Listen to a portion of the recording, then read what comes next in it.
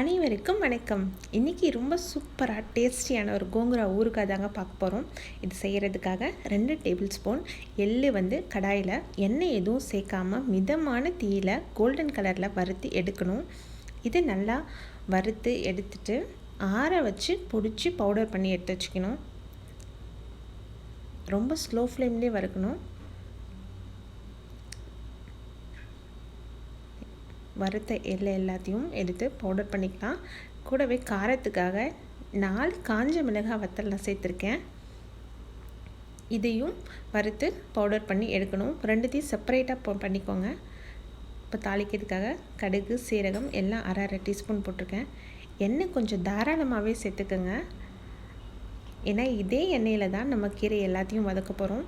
மேற்கொண்டு நம்ம தண்ணியோ எதுவும் சேர்க்க போகிறதில்ல. இந்த எண்ணெயிலே தான் நம்ம கீரையை வதக்க போகிறோம். நல்லா கடுகு சீரகம்லாம் பொரிஞ்ச பிறகு நான் வாஷ் பண்ணி வச்சுருக்கேன் புளிச்ச கீரையை இது கூட ஆட் பண்ணணும்.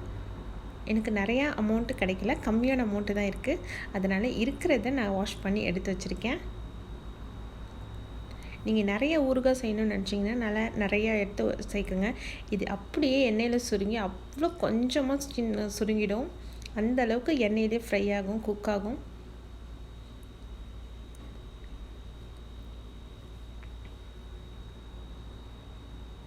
இது எல்லாமே எண்ணெயிலேயே நல்லா வதங்கட்டும். அப்படியே சுருங்கி கம்மியான குவான்டிட்டியில் நிற்கும் பாருங்கள்.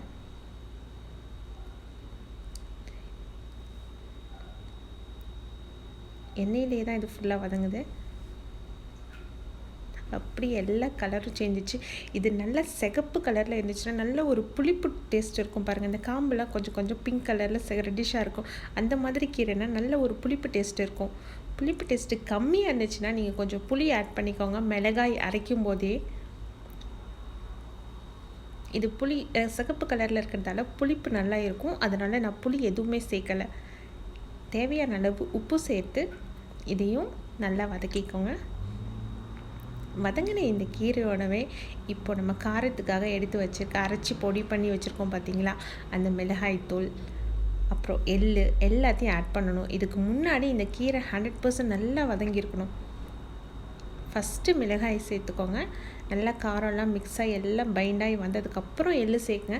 எள்ளு ஃபஸ்ட்டே சேர்த்துற வேண்டாம், அது கடைசியாக சேர்த்தா தான் நல்ல டேஸ்ட் சூப்பராக இருக்கும். எல்லாம் வதங்கிட்டு ரொம்ப கம்மியான குவான்டிட்டியில் வந்துச்சு பார்த்தீங்களா.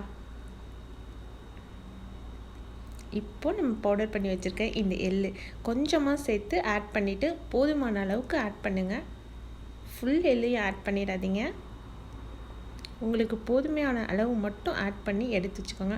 அவ்வளோதான். ரொம்ப சூப்பரான டேஸ்டியான ஒரு கோங்குரா ஊறுகாய் நம்ம வீட்டிலையே செஞ்சாச்சு. கண்டிப்பாக ட்ரை பண்ணி பாருங்கள்.